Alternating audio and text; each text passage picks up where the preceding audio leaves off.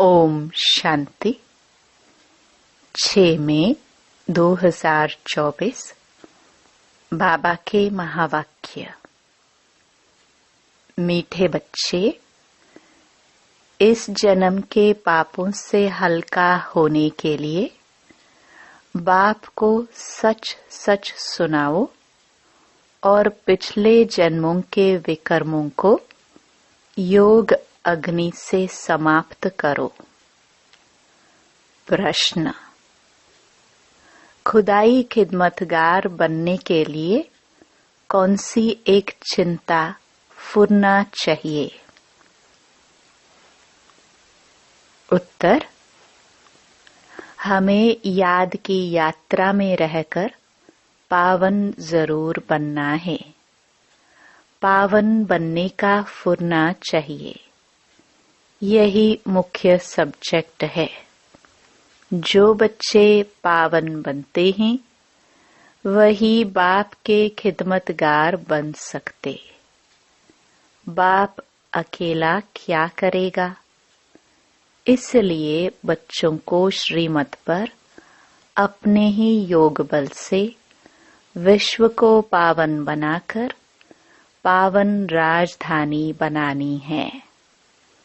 पहले स्वयं को पावन बनाना है। ओम शांति। यह तो जरूर बच्चे समझते हैं। हम बाबा के पास जाते हैं रिफ्रेश होने के लिए। वहां सेंटर्स पर जब जाते हैं तो ऐसे नहीं समझ सकते। तुम बच्चों की बुद्धि में है बाबा मधुबन में है। बाप की मुरली चलती ही है बच्चों के लिए। बच्चे समझेंगे हम जाते हैं मधुबन में मुरली सुनने। मुरली अक्षर श्री कृष्ण के लिए समझ लिया है। मुरली का अर्थ कोई और नहीं है। तुम बच्चों को अब अच्छी तरह से समझ आई है ना? बाप ने समझाया है और तुम फील करते हो। बरोबर हम बहुत बेसमझ बन पड़े थे।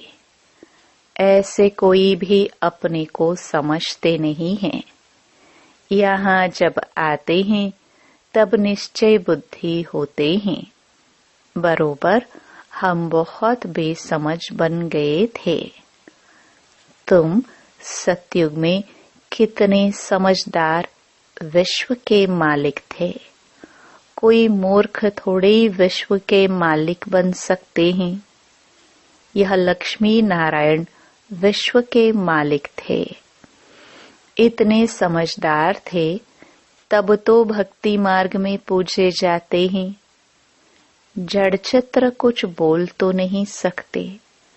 शिव बाबा की पूजा करते हैं, वह कुछ बोलते हैं क्या? शिव बाबा एक ही बार आकर बोलते हैं। पूजा करने वालों को भी पता नहीं है कि यह ज्ञान सुनाने वाला बाप है। श्री कृष्ण के लिए समझते हैं उसने मुरली बजाई। जिसकी पूजा करते उनके ऑक्यूपेशन को बिल्कुल नहीं जानते तो यह पूजा आदि निष्फल ही हो जाएगी जब तक बाप आए। तुम बच्चों में कईयों ने वेद शास्त्र आदि कुछ भी पढ़े नहीं है। अब तुम्हें एक सत्य बाप पढ़ा रहे हैं। तुम समझते हो बरोबर सच्चा पढ़ाने वाला एक ही बाप है। बाप को ही कहा जाता है सत्य। नर से नारायण बनने की सच्ची कथा सुनाते हैं। अर्थ तो ठीक है। सत्य बाप आते हैं। अब नर से नारायण बनना है तो जरूर सतयुग स्थापन करेंगे ना। पुरानी दुनिया कलयुग थोड़ी बनेंगी। कथा सुनने समय यह कोई को बुद्धि में नहीं होता है कि हम नर से नारायण बनेंगे। अभी तुमको नर से नारायण बनने का राजयोग सिखलाते हैं। यह भी कोई नई बात नहीं। बाप कहते हैं, मैं कल्प कल्प आकर समझाता हूँ, युगे युगे कैसे आऊंगा। ब्रह्मा का चित्र दिखाकर तुम समझा सकते हो। यह रथ है। यह है बहुत जन्मों के अंत का जन्म, पतित। अब यह भी पावन बनते हैं, हम भी बनते हैं। सिवाय योग बल के कोई पावन बन नहीं सकता। विकर्म विनाश हो न सके। पानी में स्नान करने से कोई पावन नहीं बनते। यह है योग अग्नि।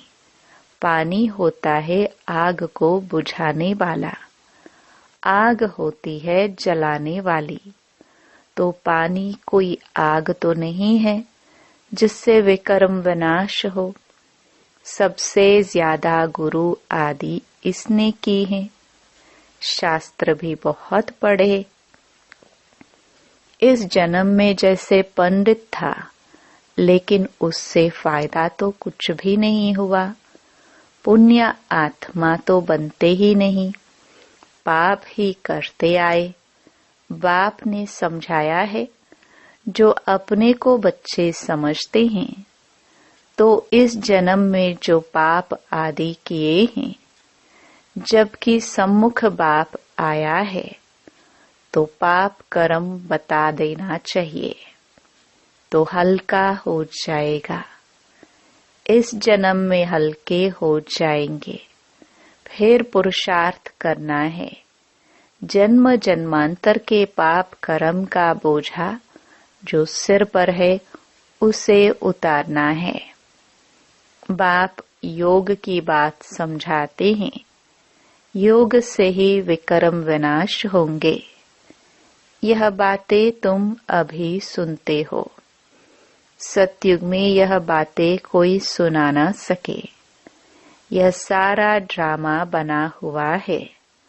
सेकंड बाय सेकंड यह सारा ड्रामा फिरता रहता है। एक सेकंड न मिले दूसरे से। सेकंड बाय सेकंड आयु भी कम होती जाती है। अभी तुम आयु को कम होने से ब्रेक देते हो और योग से आयु को बढ़ाते हो।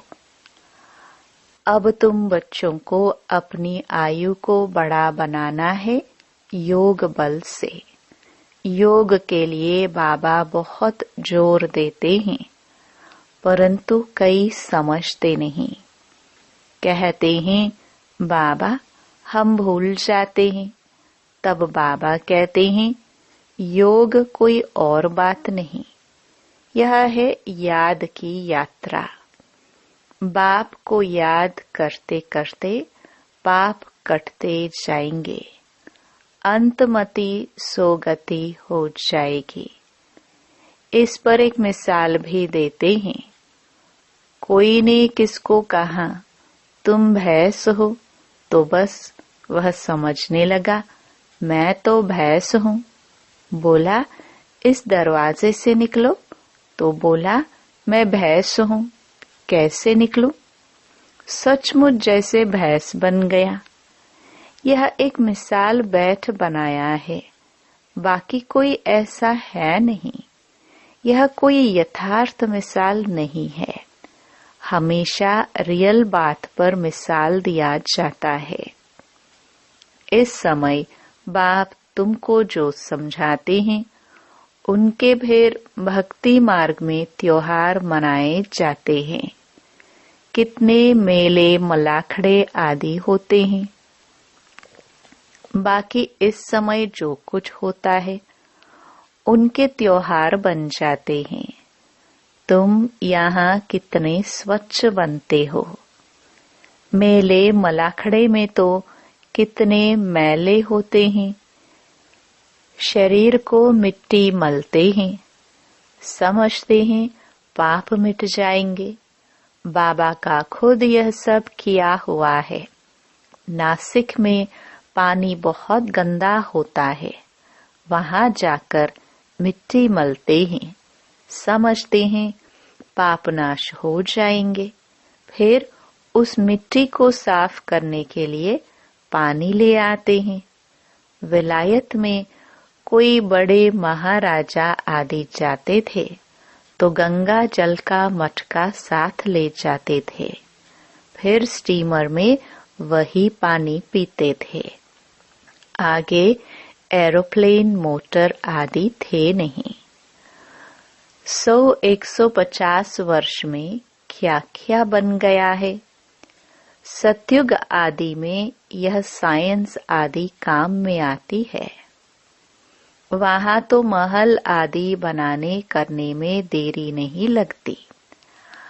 अभी तुम्हारी बुद्धि पारस बुद्धि बनती है तो सब काम सहज कर लेती है। जैसे यहाँ मिट्टी की ईंटें बनती हैं, वहां सोने की होती हैं।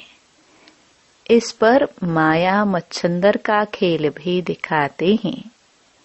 यह तो उन्होंने नाटक बैठ बनाए हैं दिखाने के लिए। बरोबर स्वर्ग में सोने की ईंटें हैं। उसको कहा ही जाता है गोल्डन एज, इसको कहा जाता है आयरन एज। स्वर्ग को तो सभी याद करते हैं, चित्र भी उन्हों के कायम हैं, कहते भी हैं आदि सनातन धर्म, फिर हिंदू धर्म कह देते हैं। देवता के बदले हिंदू कह देते हैं, क्योंकि विकारी हैं तो देवता कैसे कहे।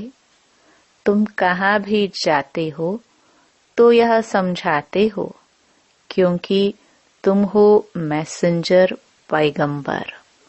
बाप का परिचय हर एक को देना है।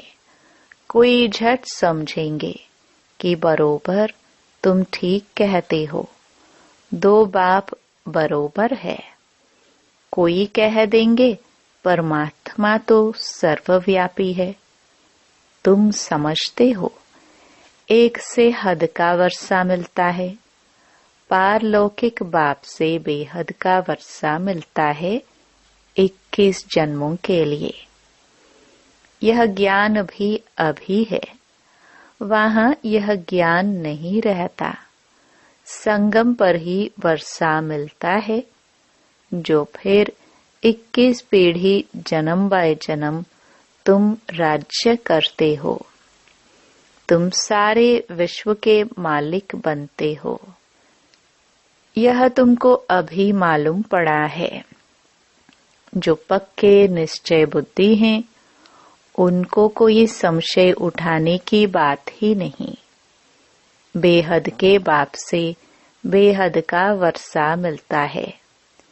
शिव बाबा आएंगे तो जरूर कुछ वर्षा देते होंगे। इसलिए बाबा कहते हैं यह बाज बहुत अच्छा है, इसे सदा लगा कर रखना है। घर घर में मैसेज देना है, फिर कोई माने या ना माने। विनाश आएगा तो समझेंगे भगवान आया हुआ है। फिर जिन्हों को तुमने मैसेज दिया होगा वो याद करेंगे कि यह सफेद पोश वाले फरिश्ते कौन थे। सूक्ष्म वतन में भी तुम फरिश्ते देखते हो ना। तुम जानते हो मम्मा बाबा योग बल से ऐसा फरिश्ता बनते हैं, तो हम भी बनेंगे।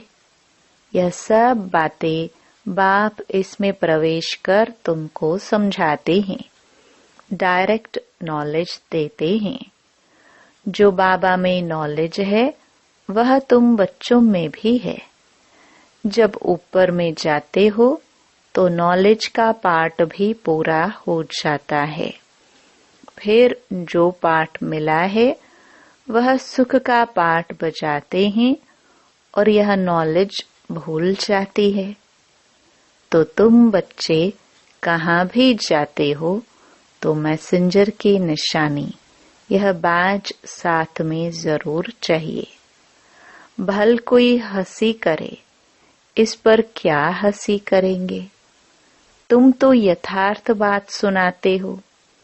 यह बेहद का बाप है, उनका नाम है शिव बाबा। वह कल्याणकारी है, आकर स्वर्ग की स्थापना करते हैं।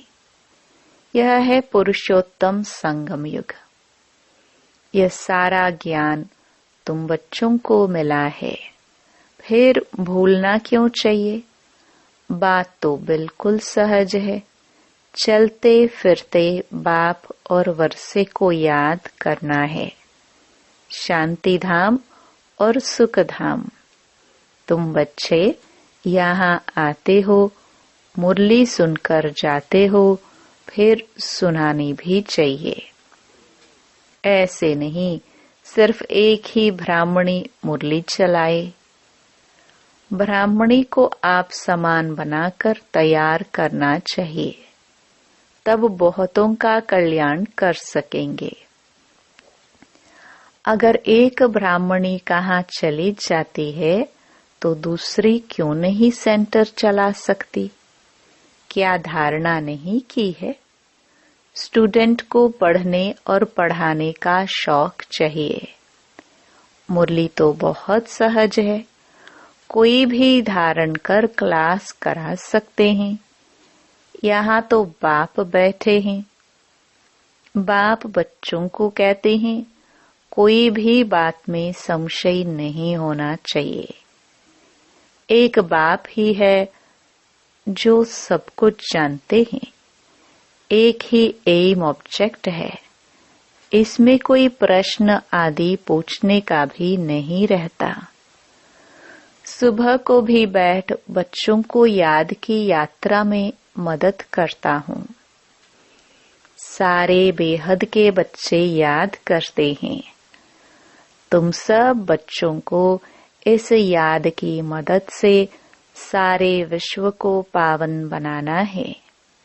इसमें ही तुम अंगुली देते हो। पवित्र तो सारी दुनिया को बनाना है ना। तो बाप सभी बच्चों पर नजर रखते हैं ना। सब शांति धाम में चले जाए, सबका अटेंशन खिंचवाते हैं। बाप तो बेहद में ही बैठेंगे। मैं आया हूँ सारी दुनिया को पावन बनाने। सारी दुनिया को करंट दे रहा हूँ तो पवित्र हो जाए। जिनका पूरा योग बल होगा वह समझेंगे बाबा अभी बैठकर याद की यात्रा सिखला रहे हैं, जिससे विश्व में शांति होती है। बच्चे भी याद में रहते हैं तो मदद मिलती है। मददगार बच्चे भी चाहिए ना। खुदाई खिदमतगार निश्चय बुद्धि ही याद करेंगे। तुम्हारी पहली सब्जेक्ट है ही पावन बनने की। गोया तुम बच्चे निमित्त बनते हो बाप के साथ। बाप को बुलाते ही हैं, हे पतित पावन आवो। अब वह अकेला क्या करेगा। खिदमतगार चाहिए ना। तुम जानते हो हम विश्व को पवित्र बनाकर फिर सारे विश्व पर राज्य करेंगे। बुद्धि में जब ऐसा निश्चय होगा तब नशा छड़ेगा। तुम बच्चे जानते हो हम बाप की श्रीमत से अपने योग बल से अपने लिए राजधानी स्थापन कर रहे हैं। यह नशा छड़ना चाहिए। यह है रूहानी बात। बच्चे समझते हैं हर कल्प बाबा इस रूहानी बल से हमको विश्व का मालिक बनाते हैं। यह भी समझते हो कि शिव बाबा आकर स्वर्ग की स्थापना करते हैं। अभी सिर पर इस याद की यात्रा का ही फुरना है। पुरुषार्थ करना है। धंधा आदि करते भी याद की यात्रा रहे। एवर हेल्दी बनाने के लिए बाप कमाई बड़ी जबरदस्त कराते हैं। इस समय सब कुछ भुलाना पड़ता है। हम आत्माएं जा रही हैं। आत्म अभिमानी बनने की प्रैक्टिस कराई जाती है। खाते पीते चलते फिरते यह क्या बाप को याद नहीं कर सकते? कपड़ा सिलाई करते बुद्धि योग बाप की याद में रहे। बहुत सहज है। यह तो समझते हो 84 का चक्र पूरा हुआ है। अभी बाप हम आत्माओं को राजयोग सिखलाने आए हैं। यह वर्ल्ड की हिस्ट्री ज्योग्राफी रिपीट होती रहती है। कल्प पहले भी ऐसे हुआ था, जो अब फिर रिपीट हो रहा है। यह रिपीटिशन का राज भी बाप ही समझाते हैं। हर एक को ड्रामा में पाठ मिला हुआ है, वह बजाते रहते हैं। बच्चों को राय दी जाती है कि बाप को याद करो तो सतो प्रधान बनेंगे। फिर यह शरीर भी छूट जाएगा। तुम्हारी बुद्धि में अब यही है कि हम आत्मा सतो प्रधान बने, क्योंकि वापस घर जाना है। सतयुग में ऐसे नहीं कहेंगे। वहां तो कहेंगे एक पुराना शरीर छोड़ दूसरा लेना है। वहां तो दुख की बात नहीं। यहाँ यह दुखदाम है। पुराने शरीर हैं तो समझते हैं इनको छोड़ अब वापस अपने घर जाए। बाप को निरंतर याद करते हैं। वह निराकार बाप ही ज्ञान का सागर है। वही आकर सबकी सद्गति करते हैं। बाप कहते हैं साधुओं का भी उद्धार करता हूँ। तुम अब एक बाप से योग लगाओ। तुम सब आत्माओं को बाप से वर्षा लेने का हक है। अपने को आत्मा समझ देही अभिमानी बनो और बाप को निरंतर याद करो तो पाप कटते जाएंगे। अच्छा, मीठे मीठे सिखिलदे बच्चों प्रति मात पिता बाप दादा का याद प्यार और गुड मॉर्निंग। रूहानी बाप के रूहानी बच्चों को नमस्ते। धारणा के लिए मुख्य सार। पहला, मुरली सुनकर फिर सुनानी है। पढ़ने के साथ साथ पढ़ाना भी है। कल्याणकारी बनना है। बैज मैसेंजर की निशानी है, यह सदा लगाकर रखना है। दूसरा, विश्व में शांति स्थापन करने के लिए याद की यात्रा में रहना है। जैसे बाप की नजर बेहद में रहती है, सारी दुनिया को पावन बनाने के लिए करंट देते हैं, ऐसे फॉलो फादर कर मददगार बनना है। वरदान, कर्म और योग के बैलेंस द्वारा कर्मातीत स्थिति का अनुभव करने वाले कर्म बंधन मुक्त भव। कर्म के साथ साथ योग का बैलेंस हो तो हर कर्म में स्वतः सफलता प्राप्त होती है। कर्म योगी आत्मा कभी कर्म के बंधन में नहीं फंसती। कर्म के बंधन से मुक्त को ही कर्मातीत कहते हैं। कर्मातीत का अर्थ यह नहीं है कि कर्म से अतीत हो जाओ। कर्म से न्यारे नहीं, कर्म के बंधन में फंसने से न्यारे बनो। ऐसी कर्मयोगी आत्मा अपने कर्म से अनेकों का कर्म श्रेष्ठ बनाने वाली होगी। उसके लिए हर कार्य मनोरंजन लगेगा, मुश्किल का अनुभव नहीं होगा। स्लोगन। परमात्म प्यार ही समय की घंटी है जो अमृत वेले उठा देती है। ओम शांति।